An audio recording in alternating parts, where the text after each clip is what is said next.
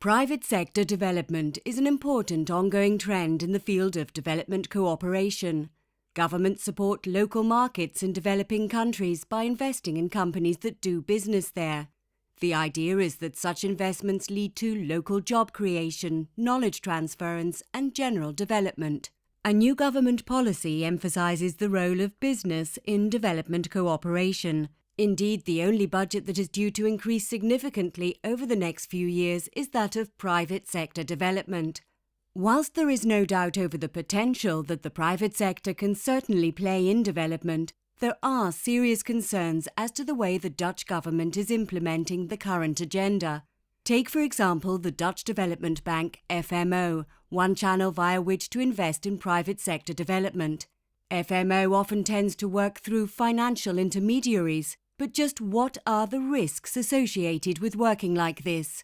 We take a critical look at a big private sector project in Laos, funded through a private equity fund FMO is currently cooperating with. We have a hard time in establishing whether this investment is actually benefiting poor communities and addressing negative social and environmental impacts adequately.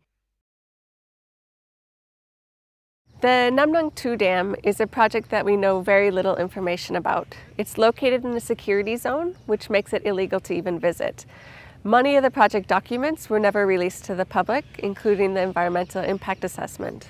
What we do know is from researchers that have been able to gain access to the site. And they said 17 villages were forcibly resettled to one megacity. When you build a hydropower dam, you begin to change the hydrology of the river. At times, the water levels can be erratic, and this in turn hurts fish migration. At the same time, you have a structure that blocks fish from being able to migrate. There's also a lot of riverbank erosion, and that takes away people's riverbank gardens. All of these negative impacts then hurt the people that live along these rivers. They fish every day, they grow rice, they use the water from the river, they can drink it, they cook with it, and it's also a very important source for their culture. Right now, with Laos building these dams in order to generate revenue, what we've seen is there's no evidence that any of this revenue is actually benefiting the local people. First, we zoom in. FMO manages the Infrastructure Development Fund that is directly funded by the Dutch development budget. It was via this fund that the FMO allocated $12.5 million to the Mekong-Brahmaputra Clean Development Fund.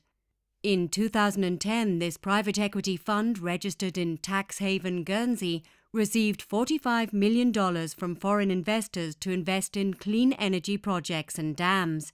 Through the Laotian energy company EDL, the Mekong-Brahmaputra Fund put money into the operation of the Nam Nagam 2 hydropower dam. This dam, across a major tributary to the Mekong River, is part of Laos's development strategy to generate electricity both for the domestic market and for exports.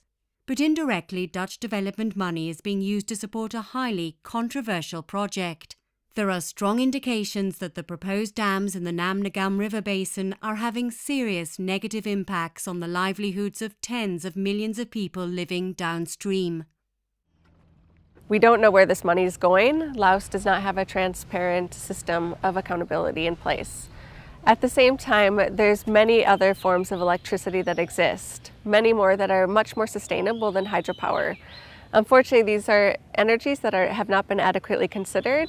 Hydropower is a very sensitive issue inside Laos. It's very difficult to be critical of government plans. A few months ago, one of our partners that worked for an international NGO, she was expelled from the country. Another local partner disappeared and hasn't been seen since. So let's review.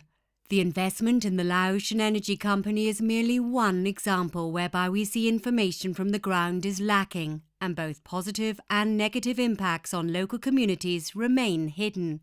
Looking at future private sector development projects, including those financed by FMO, it's essential that the Dutch government commits to becoming fully transparent and accountable for the activities they invest in.